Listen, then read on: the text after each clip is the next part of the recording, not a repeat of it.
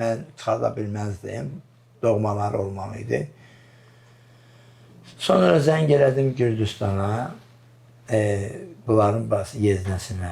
Yeznəsi ilə danışdım. Nömrəni hər halda xanım vermişdi də sizə. Əlbəttə, mən hardan bilirdim. Yeznəni verdi, basın nömrəsini verdi. Biz danışdım ki, belə-belə razılıq verdi. Dedim, təkcə razılıq verdi. Sənin gəlməyin vacibdir ki, yəni orada sabahları nəsə olanda məsuliyyəti öz üzərinə götürsün də. Müdür də qayıtdı ki, bəs gedin Fazillə danışın, ortaq məxrəcə gəlin, ikinci dəfə ərizə yazın və səbəb göstərin yazında.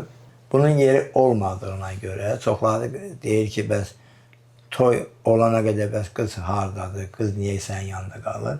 Qızın evi yoxdur, eşiyi yoxdur və hətta onu deyim ki, bugün bu yaxınlarda bizim kəbinimiz də kəsildi.